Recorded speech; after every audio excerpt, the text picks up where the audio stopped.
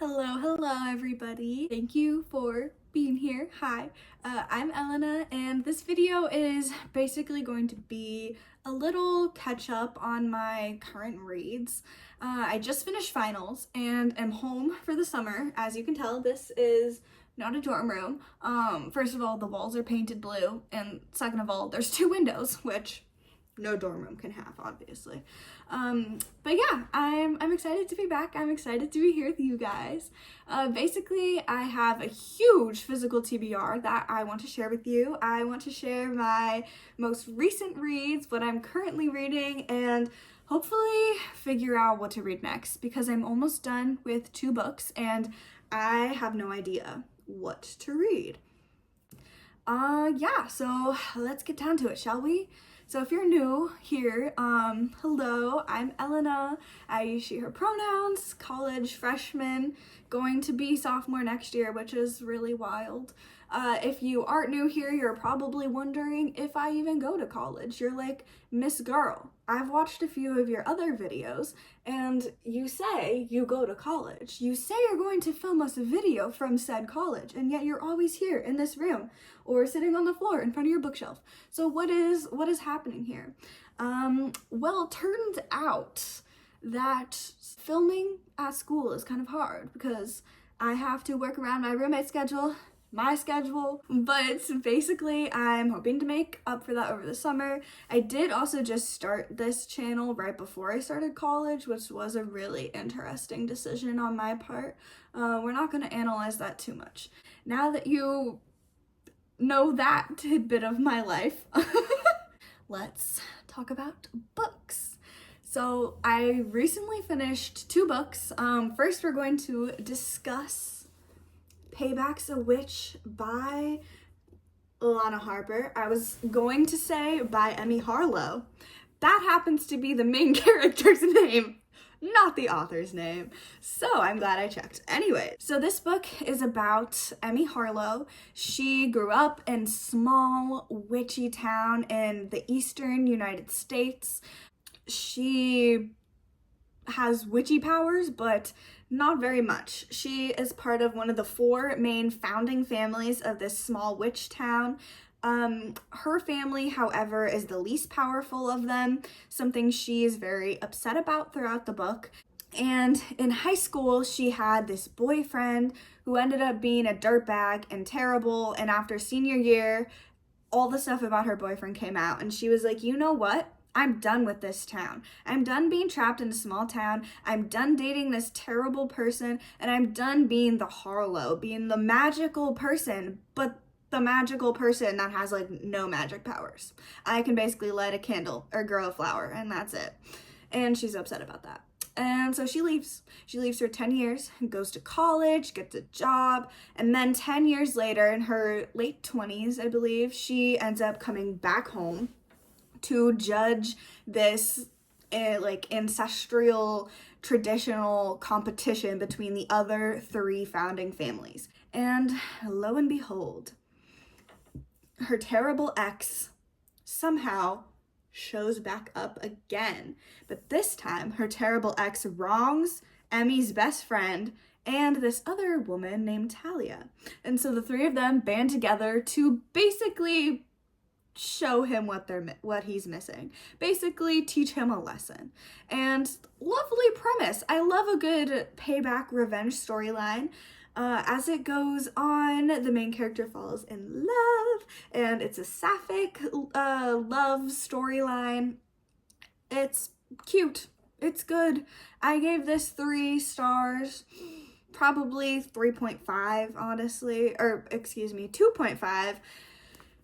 It's good. It's fine. Didn't quite catch me. I read it with some of my friends. They loved it. One of my other friends loved it. None of it quite did it for me, to be so honest. I don't know. I don't know, guys. I would say that, like, there is a bit of a subplot of anti-capitalism, like commodification of joy, kind of, and I appreciate that, but none of it went hard enough for me. Yeah, I don't know. It was cute. It was nice, but it just wasn't quite what I needed. I feel like if I read this like 2, 3 years ago, I would like it a lot more. But that's just where I'm at now. Kind of a meh. You'll probably like this book if you're into lower stakes, cozy fantasy, if you like a good sapphic subplot, if you're not into spice, because there's like one spice scene, and it's not even spicy, really. Like, the girl gets turned on when the main character gets turned on when her love interest calls her Emmy and not Harlow. She's like, oh, you call me by my first name.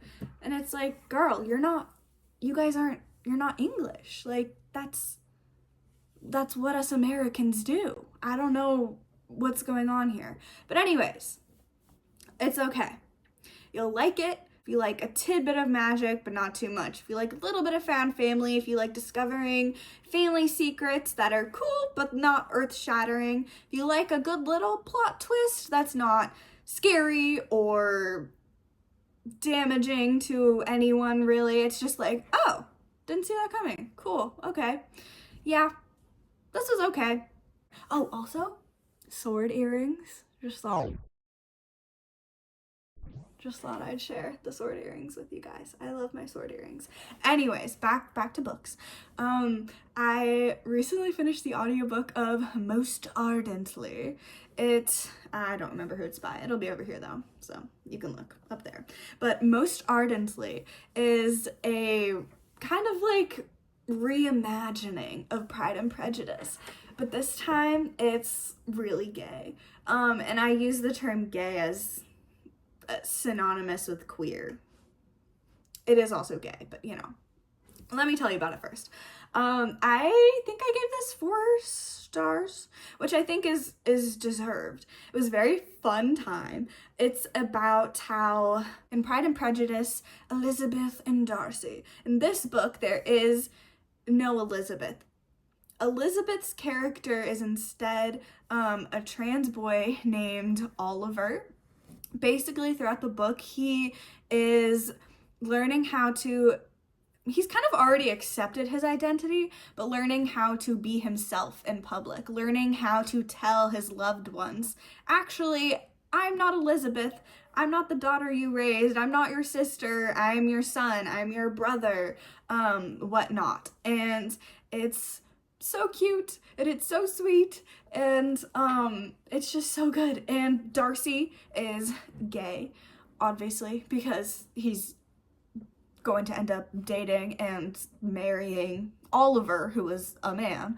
But it's so good, and Oliver captures Elizabeth's spirit, being feisty, standing up for himself, knowing what's right and wrong, being able to say no to these stupid suitors. It's so great, it's so good, and the romance is so cute. There's a lot of miscommunication in this book, as you can probably imagine. So if you're not into that, perhaps don't pick it up, but it's very cute. So basically, Darcy meets Elizabeth, and they hate each other. They hate each other so much. And then the next day, not at the ball, at the fair, he meets Oliver, and they hit it off. And they hang out, and Bingley's there too. Don't you worry, Bingley and Jane are still a thing. And it's very sweet. They spend time together, they get to know each other, and they start to really like each other. And it's so funny because Oliver is like, half the time he's pretending to be Elizabeth and talking to Darcy. And it's so funny the way that he is like, you act so differently around Elizabeth. Even though Elizabeth is me, then you act around me, Oliver. Anyways, yeah, it's very funny, it's very cute. It does follow a lot of the same plot lines. If you're familiar with Pride and Prejudice, this book will be very familiar to you, but it's obviously quite different because of the overt queerness of it all, which I really liked. Yeah, it's so cute. I will say that if like misgendering, gender dysphoria, if those things tend to bother you, or make you like really uncomfortable reading a book, or like experiencing media where that happens a lot, then I would say either go into this cautiously or save it for a time when perhaps you feel like you can handle those sorts of things, or just never, and that's okay too. You don't have to read it, because that does happen a lot. There is some transphobia and homophobia in the book, although I will say that Oliver is safe throughout the book. But it's very cute, and I love it so much. And I loved Darcy's character within this novel. Oh, he's just such a little, like, awkward little socially not great at socialness bookworm gay boy who's falling for Oliver, and it's very sweet. Anyways, that's my little rant about that book. It's so cute, and I think you should read it. If I remember correctly, it's fairly short. I don't know. Again, listen to the audiobook, so I don't really know exactly the length. But yeah, that is Most Ardently. And now, what I'm currently reading, oh my, Somewhere Beyond the Sea by T.J. Klune. I was going to call it The House on the Cerulean Sea. And I was like, no, not that book. But this book is the sequel to The House on the Cerulean Sea by T.J. Klune, something that I have read and that I adored. This book is a lot like the other one. It is instead from Arthur's perspective. It's more about how the government within this book doesn't like magical people. They're scared of magical people. Oh, okay, sorry. I'm getting way ahead of myself. If you haven't read The House on the Cerulean Sea by T.J. Klune, that book is about this caseworker, Linus Baker, who goes to this orphanage for magical children to basically check up on them, make sure everything is going as it should be, make sure the children are safe. And while he's there, he kind of starts to fall for I hate using this phrase, I don't know what else to call him though, the master of the orphanage. Owner of the orphanage? That's worse. He doesn't own the children. He's not their master either. Anyways, I digress. But yes, and this is the follow-up. Like I was previously saying, this book focuses a lot more on Arthur. It focuses on the government, how they treat magical people, how magical people are being attacked within this book. Not like physically harmed, but their rights are being attacked. And it mirrors a lot of what the queer community is going through in this day and age, especially like in the United States. At least that's where I'm from, so I can speak more about that. But yeah, it's very interesting. I really like it. I like books with a political message, and it's really doing it for me. It's very cute. And if you read the first book and you were really into the little magical children, oh, Lucy is Lucifer, he's the son of the devil, he has a devil in his soul. There's Chauncey, who is like a green blob. There's the Wyvern, oh, what is his name? I can't remember currently, but there's the Wyvern, there's Sal, who can turn into a dog, there's Fee, who is a forest sprite, I think. Anyways, yes, there's a bunch of children, little magical qualities. If you like the children and their antics, if you liked the relationship between the children and Arthur and the children and Linus, you will like this book, because that is a lot of what it's about. And if you wanted more about Arthur's backstory, if you wanted to know more about the trauma that he experienced and how he's still healing from that, there's a lot more of that in here. And if you wanted more of Arthur and Linus, there's more of that in here as well. I will say something that bothers me about this book. I'm like, okay, here, I'll show you where I'm at. I'm here. I have this much of the book left, so I can pretty much speak to almost the whole novel. But anyways, what I'm missing in this book is a little bit more of the like spark between them. There is the very like cute, like, oh, Linus, you old boy, love you so much, like, oh, my dear Arthur, care for a cup of tea, like, sort of a deal. Like, they fall asleep in bed together, their legs intertwined. There's like lots of things like that, and I usually am more interested in those sort of things than I am like spice sort of stuff, than like smut. But I just want, like, they're grown adults in love with each other. I just need a little, like, emotional depth, like, with all that's going on. I need a little more, like, I had a really terrible day, come kiss me because I want to forget about it, sort of a deal. I don't know, maybe that's just me missing my girlfriend who I haven't seen in, like, 2 months. Yeah. But anyways, it is very cute and it's very fun. And you get to see the children starting to grow up, starting to ask for things, starting to stand up for themselves, and it's really beautiful. And yeah, it's very cute. So I recommend, if you liked the first book, you can't read this as a standalone. You have to read the first book. If you have not read the first book, I recommend that. Love this book. Very good. Really liking it so far. I think I almost like it better than the first one. I don't know. We'll have to see though. We'll see how it ends first. So yeah, that was Somewhere Beyond the Sea. I am also currently listening to an audiobook called Visibility Disability, I believe, by Alice Wong.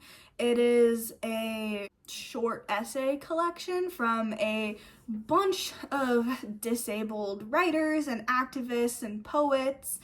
It's really good, honestly. I am really enjoying it. I also, fair warning, I listened to it at like 1.5 speed, so I probably haven't gotten everything in the book. Anyways, okay, back to actually talking about the book that I'm supposed to be telling you about. So this is basically a bunch of short stories by different disabled activists, authors, poets, like I literally just said a minute ago, and it's broken up into 3 different sections, and they're very inclusive stories. By that I mean they're very like intersectional.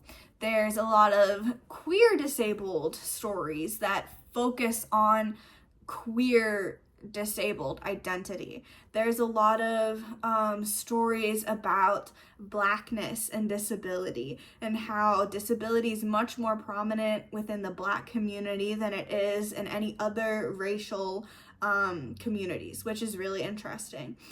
They talk a little bit, there's a few stories about mental health, mental illness, but most of them are stories from like physically disabled people. Let's see. There's a few stories that talk a little bit about like neurodiversity. I think maybe 2 that talk about autism, along with other physical disabilities or chronic illnesses. Like they're all really, I don't know if I'd say eye-opening necessarily, because I've been dipping my toe into a lot of like disability related stories and media, and trying to learn all that I can about that topic, because perhaps it's important to say that I identify as disabled. As you can see by the way that I just said that, my voice going up, it's still something I'm getting used to. I have dyslexia, dyscalculia, ADHD, a few other things going on there. And I am trying to figure out how I feel about my own experiences and disability, and how I fit into that community. And I really think reading people's stories has helped me figure out where I belong and like what this community is all about. And I'm really enjoying all of the like community care that seems to be really present within the disabled community and within the stories that Alice Wong has procured and edited. Honestly, it's kind of hard to give a full description of the book when it really is just essays and little, I think there's a few poems too, from different people and their experiences. I'll give like a few examples. There's one about this person who is making like queer friendly, accessible clothing and like lingerie, and that was kind of cool to read about. And also one of the big things about this person is that they want this disability wear to be, or disability friendly clothing. It's not disability wear, I don't know exactly what I mean by that, but this disability friendly clothing to be colorful and happy, because there's a lot of clothing made for disabled people that isn't. That's just like trying to be skin tone nude sort of a deal, but even skin tone things, it's basically just for white people. So that was really cool. There was another one about this woman who has a brain injury and she was been writing a book for years and she just can't finish writing the book because screens are really hard for her. And when she's trying to edit, she has to use all of her brain power to edit the book, right? And since her brain gets fatigued when staring at screens, she can't look at a screen and edit. It's way too much work. And it's like very difficult, gives her like migraines, I think. And so basically she was able to take some work on the side and have enough extra money to pay one of her other disabled friends to take the notes that she would write by hand. She would edit her entire story by hand and give it to her friend, who would then transcribe it onto the document for her. And I just thought that was so beautiful. Like, I don't know what else to call it. So that's what I have recently read, what I'm currently reading, and I'm almost done with those two books that I'm currently reading / listening to. Let me show you the books that I'm thinking of reading next. Okay. Let me know what y'all think in the comments, because I honestly don't know what to do. I want to read Emily Wilde's Encyclopedia of Fairies so bad. I want to read this so bad. My girlfriend read it. She loves it. She's like, Elena, you have to read it. It's going to be your new favorite book. I want to read it. I do. You've probably heard of this, but if you haven't, it's basically about this. I think she's like a professor or a PhD student, but she goes to this small island, rural area, something like that, to make an encyclopedia of fairies. And there's a little romance subplot. I want to read it. Looks cute. I'm not sure if I'm in the mood for another sort of cozy fantasy, because I'm reading Somewhere Beyond the Sea, and that kind of is a cozy fantasy, and then I read the Witch book, which was definitely a cozy fantasy, but this is one of the options that I am currently deciding. The Seven Husbands of Evelyn Hugo.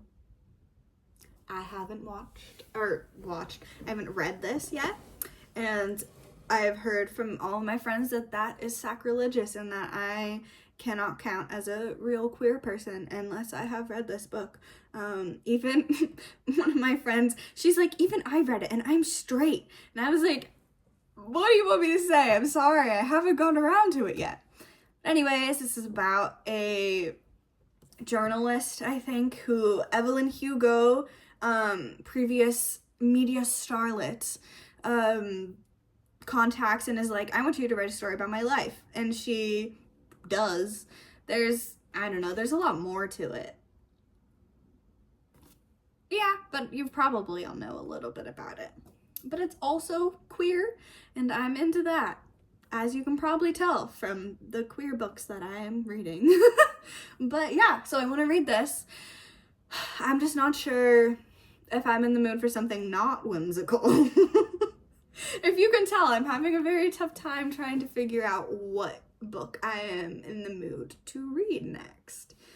But yes, The Seven Husbands of Evelyn Hugo is definitely an option. And then this book, which unlike the other ones, isn't extremely popular, at least not to my knowledge, but The Prince of Fortune.